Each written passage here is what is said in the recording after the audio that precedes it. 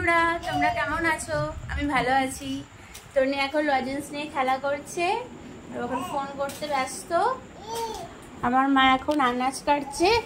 আজ fried rice বানানো হবে, তোমরা সবাই দেখো।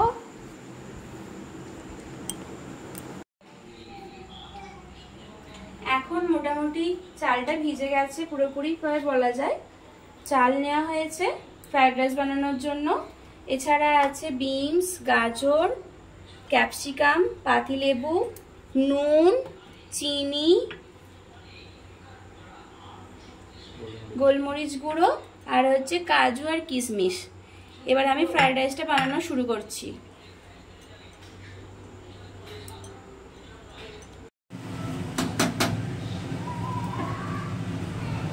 ফ্রাইড রাইসটা এবার মোটামুটি হয়ে গেছে। এতে গোলমরিচ গুঁড়ো আর চিনি দেওয়া বাকি, এই দুটো এবার দিয়ে কমপ্লিট করব।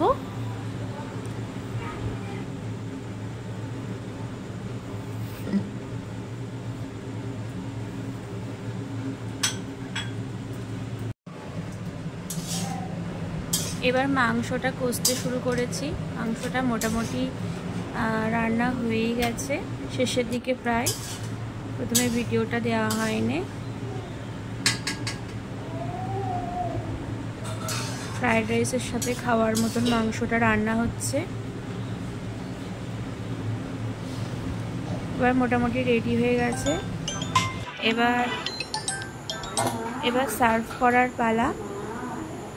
প্রথমে দিলাম থালার মধ্যে ফ্রাইড রাইস, তারপর চিকেনটা দিলাম, তারপর 1 গ্লাস জল দিলাম। হ্যাঁ, এবার স্যালাড দেওয়ার পালা। স্যালাডটাই বাকি আছে, স্যালাডটা দিয়ে দিলাম। পাশে তন্নি কথা বলছে, হয়তো আপনারা আওয়াজটা পারবেন।